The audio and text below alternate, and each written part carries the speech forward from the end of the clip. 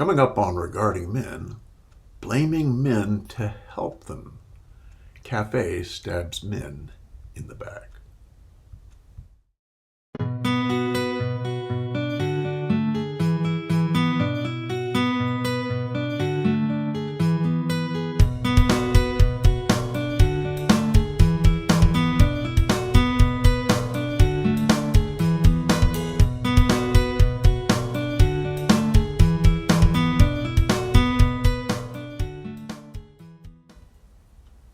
Hello there, friends, and welcome to Regarding Men, where we hold men in high regard and where red pill isolation comes to die a fiery death.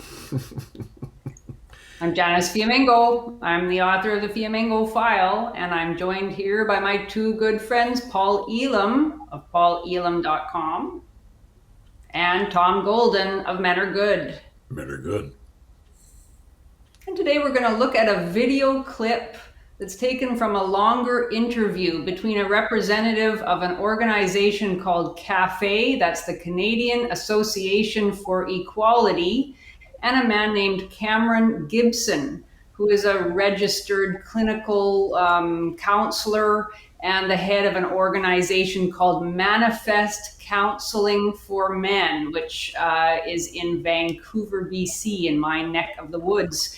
Now, CAFE, the Canadian Association for Equality, is a men's advocacy organization. It's interested in talking about men's issues, the issues that affect men and boys. It has opened a center in Toronto, the Center for Men and Families. It has another center in Ottawa. And before we begin, it's worth saying that there are many good people who work for CAFE. I have lots of friends who are involved with CAFE, wonderful people. One of them is Paul Nathanson, the author who has published those 4 fantastic books about misandry with Catherine Young. David Shackleton is a very good friend of mine, was involved with CAFE for a long time. Lots of people sincerely dedicated to the welfare of men and boys. However, we have chosen this clip, which was just released a couple of days ago, because it is so disturbing in what it reveals about some of the partners of CAFE, those with whom CAFE is willing to ally itself in offering services allegedly to help men. And as we'll show as we go through, this is a short clip, about 2.5 minutes of these 2 guys talking about the reaction to opening a clinic to serve men, to treat mental health issues. As you'll see as we go through this, there are an awful lot of vicious feminist presuppositions being expressed here by Cameron Gibson, the registered clinical counselor, and not challenged by the interviewer, whose name we don't know, but who seems to quite happily accept the various man-blaming and man-shaming things that Cameron Gibson has to say. So let's start looking at this clip, and then we're going to stop it and comment. All right, let's see what he has to say. What did people say, or what kind of reactions did you get when you say, when you said you're having a clinic specifically for men? I think that there's been a lot of attention on women's issues in the last, pretty much my whole life, at least the last 10 or 20 years. And a lot of that is warranted and it's justified and necessary. There hasn't been quite as much gender-specific attention on men. Mm-hmm. And so what do you think is behind that? And what would be your response to any possible critics who say, men don't need it? Yeah. So we were worried from an optics perspective that we might be crucified for creating a men's clinic, and the opposite happened. Let's stop it there. I can say. Thank you. Yes, please.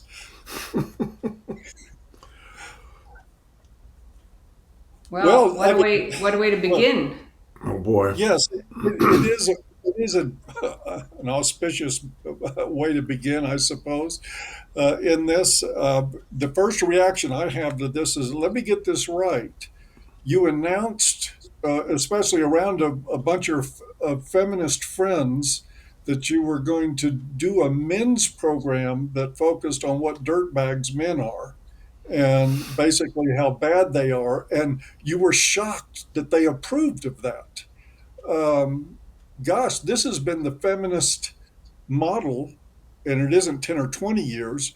I also really love the notion that men's issues haven't got quite as much attention as women's issues Yeah.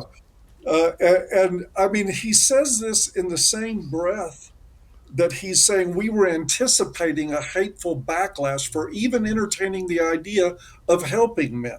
Right. Comes right after he says, well, there wasn't quite as much attention to men's issues as to women's. And I've noticed they both, thus far in the conversation, and I think typical for Cafe, are kissing the feminist ring to make sure that they have the approval of feminists before they utter anything in the world about men's issues. Yeah. That's my reaction to the beginning of this. Yeah.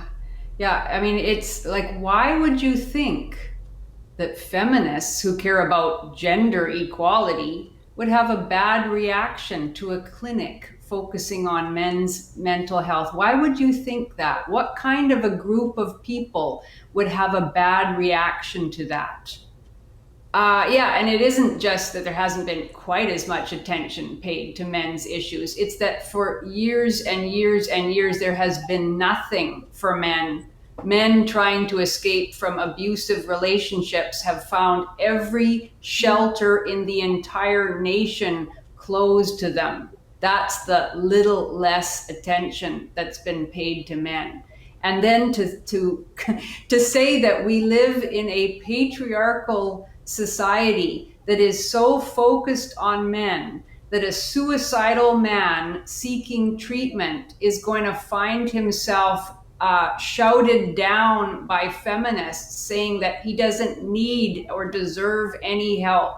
And to say that that's evidence of living in a woman hating and male centering culture, which is what these two accept and promote, we're into feminist crazy right off the bat, and the bootlicking and kowtowing and the supplicating, oh, thank you so much, feminists, for allowing us to have a little clinic for men, just gets worse from here on in.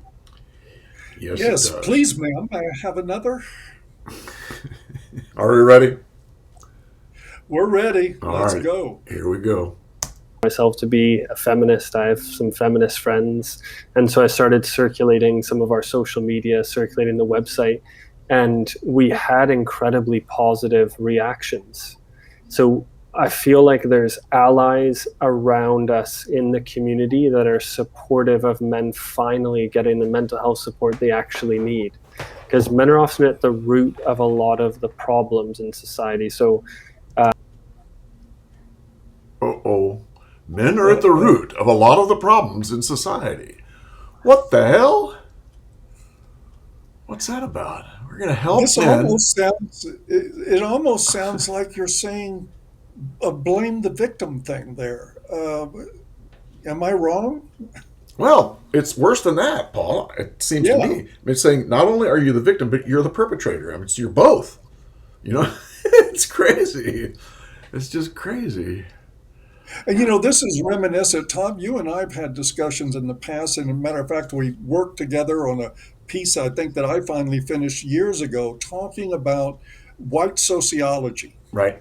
Right. And the premise was this comes out of the 50s when there was a need, at least in culture at that point, a perceived need to explain the problems of Black people. And what did it boil down to? They weren't white enough. That was one of their problems. They didn't adopt white moral standards. That was one of their problems. Basically, what white sociology did, and they were teaching this in universities in the 1950s, is it told people that Black people created their own problems and nothing was done to them as a class of people. It was amazing how this, panned out this way. But the idea was that if they would just become more white, their lives would improve. And the path to that becoming more white was to spend more time with white people. Yes. Just like today, we see the path for men to get better is to be more like women. Oh, the other thing that got me about that, Paul, was that the researchers would deep six anything that showed that blacks did well and would publish anything that showed that blacks did poorly. Kind of like we see with men today. Exactly what we're seeing in this godforsaken conversation Yes. right now. Yes, exactly right. Talk is strictly along the same lines as white sociology. This is, we're going to call this female sociology. It's very ideological in nature, but what they are saying here is that men don't have problems. Men are problems. Right. Yeah. And when you're delivering mental health treatment with that type of bigoted attitude toward the people you serve, it becomes abuse. This is abuse. This is not seeking to understand the nature of men's problems. And I guarantee you won't hear problems like false accusations, like parental alienation, like, what happens with the suicide rate during breakups and divorces. What is happening just generally in the lives of men, unless it fits in the feminist narrative of, well, he has emotional problems because he doesn't express his feelings like women. Right back to the female sociology, the female psychology they're applying here. This, folks, is a case study in bigotry. This is not about helping men. This conversation has nothing to do with helping men. This conversation is about kissing feminist ass so that they can be allowed to continue to raise funding and promote their programs. Because if they don't kiss feminist ass, then that reaction that he allegedly expected from them from the beginning, the moment they quit kissing feminist ass and start addressing men's problems, he will get that reaction. They Yes. will turn on him in a heartbeat, and they will be destroyed, which explains this conversation in its entirety. Yes, and you can tell that's exactly what's going on, because they don't really look at anything that has to do with the research that shows how men are. The research that shows why men do the things they do. It's just like feminists have avoided that like the plague, and these guys seem to not know anything about precarious manhood, moral typecasting, the male hierarchy, testosterone. They don't know anything about it. And they don't seem to care. Oh, they don't, because of course those so things, that's all they need. those things are all toxic. And yet to think that you would talk about helping men who are struggling with mental health issues, men who have anxiety disorder, men who are suicidal, men who are struggling with a history of child abuse, to think that the first thing that would come to your mind that you want to say to communicate, and this is really, obviously this video exists because Cameron Gibson wants men to know that he's offering this service for men. And so the first thing he wants them to know is that he's a feminist. He's got lots of feminist friends, and they all agree that men are at the root of most of the problems in our society. It's crazy, eh? Some crazy stuff. Should we go ahead? Yeah. Let's dig deeper into this very shallow pool. And tell me when you want to stop. We'll see. Abusive relationships, alcoholism, violence to each other or to women, whichever direction it goes. So if men get support that stops them from developing into people like that. Uh-oh. Yes. Uh-oh. When men get support, it stops them from becoming people like that. Yeah. You notice when he's describing these problems, there is not one word coming out of his mouth that shows men as anything other than perpetrators. Yeah. He does not acknowledge that they can be victims of anything. No. Or that they have things that would help you understand why they're doing the things they're doing. Exactly. Yeah. there's only two kinds of violence in the world for him. There's men being violent against other men, and there's men being violent against women. Well, he didn't mention men being violent against children.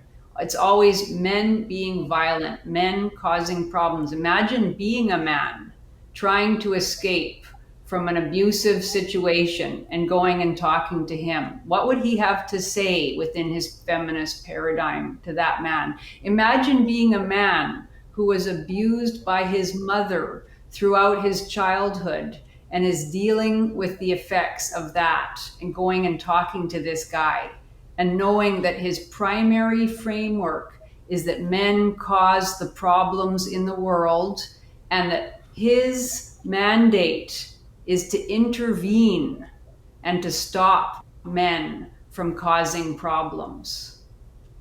Because if they'll Wow. just change, everything would be so much better. Yeah. You know? I imagine him thinking that that's what he's doing. Sorry, Paul. That's all right. No, I was just going to say to me, there's a deeper subtext here because this is preening also. It's not just a twisted ideological agenda that actually harms people that it alleges to try to help. This is also this gentleman standing before the world and really saying, if men will be more like me, they'll be better. That's a good point. I'm the good man. And this is always the message of obsequious, servile men who kiss the feminist ring every day of their lives. They need to project out there that sort of virtue signaling. I'm the really good one here. I know the standard, and most men don't. They've been deprived of that, and I'm going to be here to help. This is all about impressing women. It's not about helping anybody. This is pathology going on right here.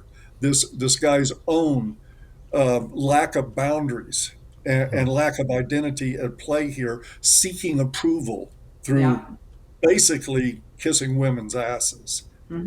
Yeah, and being so grateful to the feminists out there, to all his feminist friends who actually allowed him to advertise services that would tell men they're at the root of all problems and that the only reason to help them is to prevent them from becoming abusers. Yeah.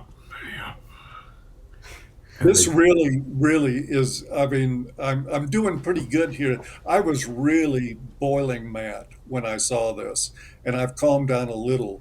But I see this as a really particularly egregious form of abuse when you're hanging out a shingle saying, I'm here to help people. And then saying, as long as you recognize you're less than, and that you're bad, and that you're the source of all these social ills and the problems of the world. If you take that on, like a lamb being sent out or a goat being sent out into the desert, smeared in blood, then we'll approve of you and you'll be better. This is, it's absolutely inexcusable. And it's inexcusable for Cafe to put this kind of content out there unchallenged while they're claiming to be advocates for men. This thinking about men, this misandry is one of men's biggest problems. And we can put it up whenever you want, Tom, but they did issue a very lawyerly disclaimer after the comments started going south on them about this. Can we get that graphic up? I think you're talking about this one here. Yes, it has such legal brio. Let me read this. This sounds just like it was written like a lawyer. And well, I want to say I agree very much with Janice. There's some great people that work at Cafe. They are not the people running Cafe. This is what we're hearing now is from people that run that organization.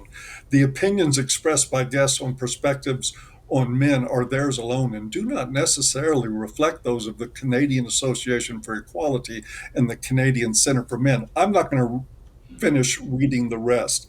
This is a boilerplate distancing from the content of this while they leave it up, promoting it. I'm just not buying it. This is how, and I'm not going to get into details. I've had other experiences with Cafe where this is the kind of language. Again, whenever you challenge them on their being dominated by feminist ideology, the first thing they do is get lawyerly. And this is what they're doing here. And it's a pretty disgusting. I'm wondering, next week, are we going to have perspective on race relations by interviewing a Klan member? Is that what Cafe is going to do next? Because this is the equivalent in my book. I mean, it's a lot more socially acceptable to hate on men, but it's no less hateful. It's no less bigoted than you would get out of the Klan or skinheads or any other organization that's known for overtly hating groups of people. This is hatred in action, and it's worse because at least we know the other kind of hatred's evil. This stuff gets passed off It's as accepted. decent. This is Accepted. totally accepted. Yep. Yeah. And this guy can come on and say, I'm friends with people who write editorials in the Washington Post with titles like, Why Can't We Hate Men? Written by a feminist sociologist and women's studies professor at Northeastern University, Susanna Walters, and that stands as a feminist statement. It's not an ironic article. It's a perfectly straight out, presentation of why women are morally right to hate all men.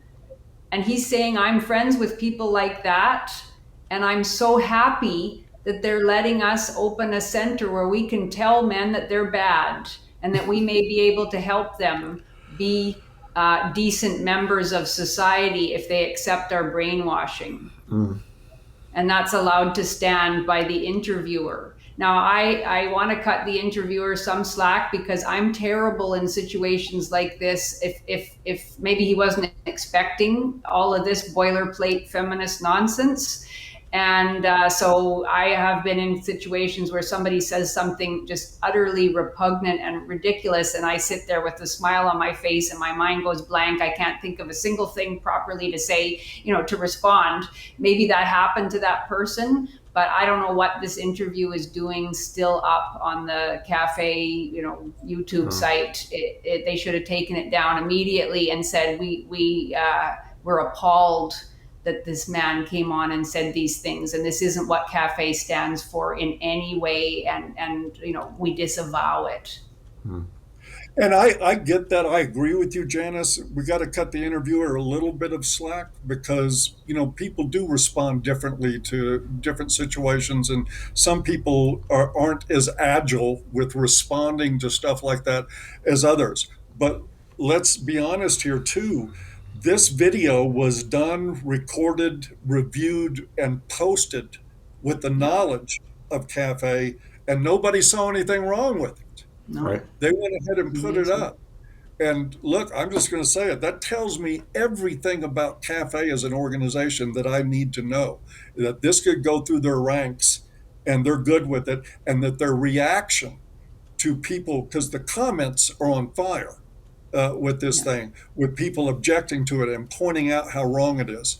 And instead of taking it down or even having a moment of self-reflection and thinking maybe we should take this down, they put out this bullshit lawyer's description of why this really isn't our opinion. Bullshit. It is your opinion. It's on you, Cafe. It's totally on you right now. We ready? Yeah, let's All right, let's see what comes next. Let me know when you want to stop. Not all men do. We can derail a lot of these issues that are centered around men and make sure that they get the support they need and become the incredible members of society they can. Uh-oh. Here we go again. Become the incredible members of society they can. I just thought I'd stop there for a second. Should we go ahead? Well, I mean, it's so classic. If you'd looked for a classic statement of the feminist therapeutic approach to maleness, you couldn't have found something as good as this. Right. It's all here. Here's this idea that the only reason to help men is to make them better members of society, i.e., not to make them better as individuals, not to help them overcome the pain that they are experiencing because of their particular life circumstances, not because they are valuable as individual human beings who deserve not to suffer because of their experiences. No, they're only to be helped so that they can become more serviceable, so that they can stop harming women and become of greater use to society in general and women in particular, because that's what men are for. It couldn't be more clearly spelled out than in this statement about making them these incredible members of society so that they can do the work they're supposed to do. They can support women in the way they're supposed to. Wow. Indeed. Well said, Janice. And let's make something else clear here. And I think Tom will back me up on this. Uh-oh. Your job in delivering mental health services is to see the pain that people have been in, to understand what shaped them. I mean, because you in mental health provision, you work for people. Sometimes they're very criminal. They've done very bad things. You work with all different kinds of people who have perpetrated really the types of problems that he's talked about. But what you don't do is to go in and look for their privilege or look for them to, beg for forgiveness and apologize for their maleness. What you do is you look at their lives. Very often you find they're the victims of abuse. And there's where you find things to work on with them. Right. You work on how they've been wounded by life, how things have hurt them, not their patriarchy theory and toxic masculinity and aggrieved entitlement and male privilege and all these other garbage concepts that have no use in a mental health setting whatsoever. That is, when we work with women, we don't try to work on female privilege. We work on what's happened to them, how they've been wounded in life, and to give them compassion and acceptance. Right. That's the whole point of this stuff. And I challenge anybody to listen to this son of a bitch talk and not know what he's up to. And it's not mental health treatment. No. It's All right. about brainwashing men to believe that they are always the problem, no matter what they have experienced. It's astounding and actually terrifying. Indeed. Should we go on? Yeah. Here we go. Well, that's a very optimistic message, and I'm pleasantly surprised to hear that you had a largely positive response. Yeah, we honestly thought the opposite was going to happen. We were preparing for that, and it didn't. So I think it kind of proves that men and women are not enemies. We're really allies, and doing good things for men does not take anything away from women. It doesn't harm women. In fact, it probably does the opposite, because if we have better men in our community who are more grounded, more mentally healthy, and have better behaviors, that's going to benefit everybody, right? Not just the men. Especially women. Yeah, exactly. Let's And stop society. it there. So he didn't just Sure. not challenge them, he chimed in agreement. Yeah, Yeah. it's true. Yeah. And it's just so false, everything that they say. Oh, isn't this great? Men and women aren't really enemies after all. Isn't that great? There is no gender war. The feminists are really just as interested in helping men as we are. Isn't that great? Except that the entire interview is all about you trying to appease feminists by agreeing with their vicious and hateful postulates. I mean, it's just so amazing. Obviously, if there were no war, then they wouldn't have been scared to death that merely opening a center for men's mental health services would inspire all this backlash and all that they'd be crucified, as he said. That's it. Can't they hear what they're saying? It reminds me actually of this event that I took place at Cafe in Ottawa, and it was David Shackleton, who was then the head of Cafe Ottawa, invited a woman, and I think she was an Anglican priest, if I'm remembering correctly, and she ran a center for homeless men. and it was called Center 454 in Ottawa. And he invited her to one of those, remember She for He, when those were really popular? And there was a panel discussion of women talking about why they cared about men's issues. And this woman agreed to moderate it. And the idea was that there was going to be some kind of association between Center 454 and Cafe Ottawa. And after the discussion, in which one or more of the women questioned the idea of male privilege and said that that was not a useful starting point to discuss men's issues, this woman told David Shackleton that she could no longer have anything to do with Cafe Ottawa because she could not give up the idea of male privilege. And this is a woman, just to say it again, who works with homeless men, men who are living in shelters. And she could not give up the idea of male privilege because that is absolutely necessary to understand everything about men's experiences in Canadian society. So, and so it's just amazing that these two scared guys, terrified of offending feminists, have to say that the fact they didn't get backlash for a center or for a clinic that's going to tell men that they're at the root of all social problems, the fact that they didn't get backlash somehow proves there is no gender war. Wow. Okay. Well, it's the same feminist logic that we've been dealing with for the past 50 years. Yep. Yeah. Same shit, different day. Yeah.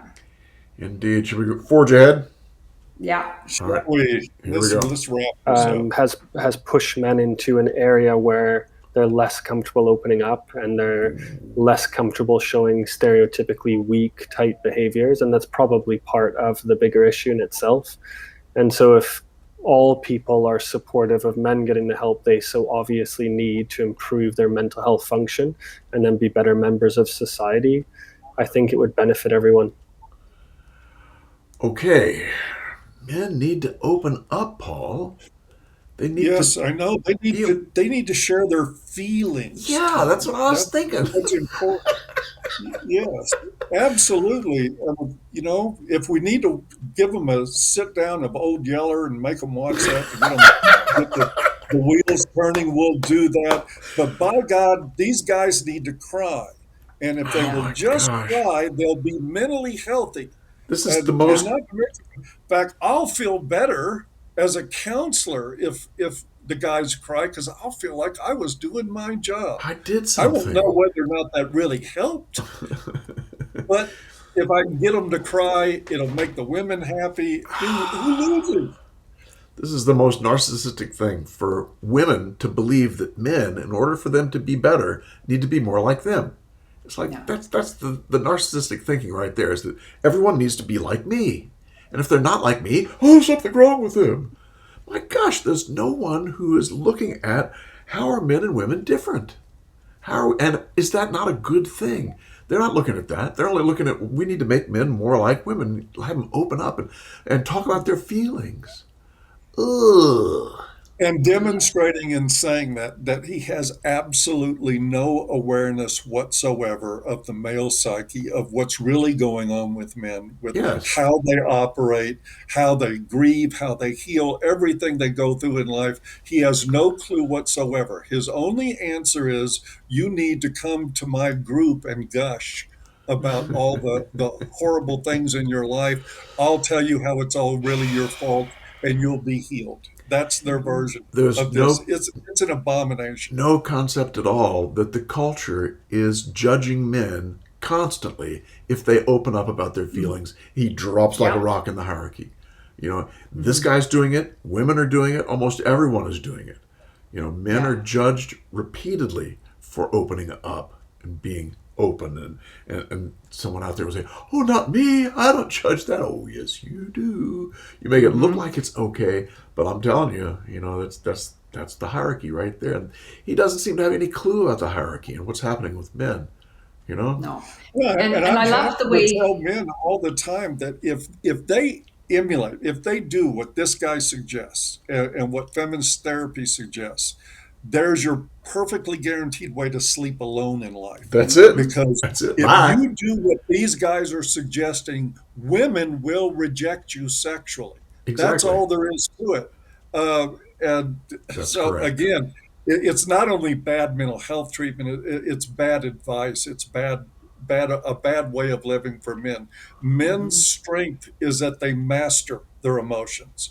It isn't about Yes. repression, it's about internal control. It's about keeping emotions in perspective and operating on logic and reason. That's what makes men so great. I know that guys like this have been trained by feminists to believe just the opposite, but it's still true. This is what makes men accomplish things, and what makes them great. And yes, there are times when we do need to look at the emotional lives of men and provide outlets for that.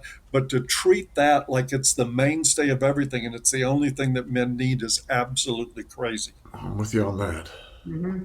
Yeah, and again, the incoherence of his line of thought there. He talks about how society tells men that they shouldn't open up, so he's going to magically somehow solve that problem.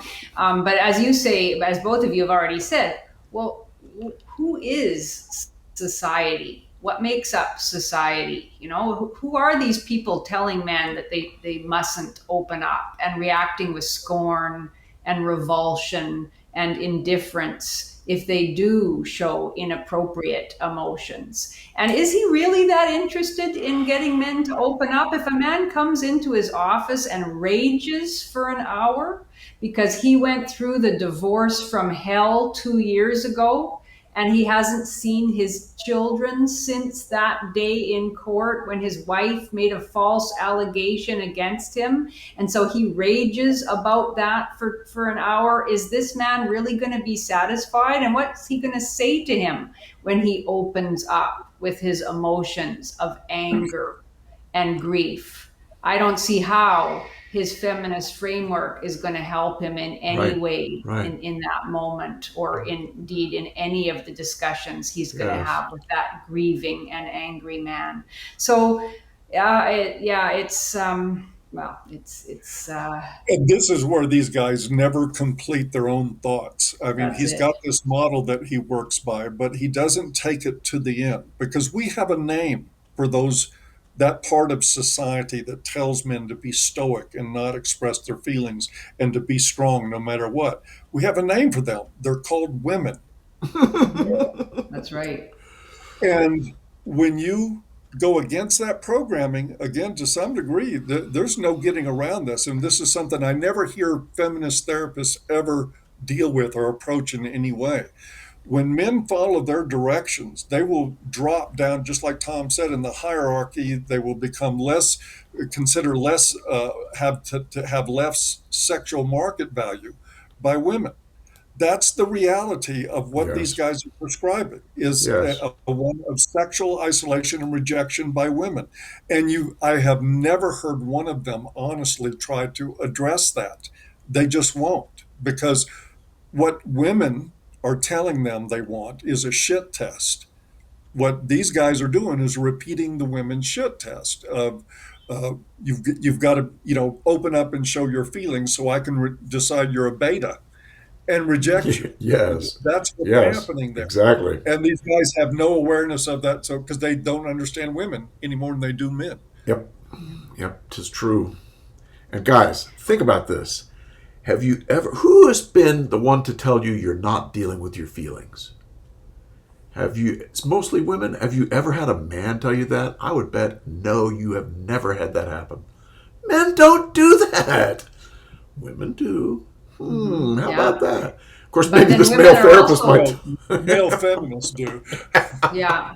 And women are also the first to react very angrily and defensively when the man does attempt to articulate feelings that she isn't the least bit interested in hearing. Right. So when she talks about feelings, she's really talking about a very narrow window of acceptable expression that she wants to dictate and control. So unfortunately, that's what I'm hearing from Cameron Gibson too. And he's not somebody that I would want anybody I care about to go and talk to. I wouldn't believe that he's really equipped to help anyone in any way at all. And well, that's just a really very effective and quite horrifying example of what feminist psychoanalysis looks like. And I'm sure the guy thinks that he's doing the right thing. I mean, I'm sure he thinks he's doing things for the right reason, but he really does have some good men. Of course, he's doing it for the right reason. He's got some growing to do, to understand men in a different kind of way, not in the feminist way. Yeah. Oh well. Well, so that's that. That is that. And men are good. What's the big idea? Twice in a day. And if anybody tries to tell you otherwise, you tell them to fuck off. We ought to add that tagline. Yeah, that's good. Men are good. And if anybody ever tries to tell you differently, you tell them to fuck off. That's the masculine path. There you go. Yep. You guys have a good one. We'll see you next time. We'll see you. Bye-bye. Bye-bye.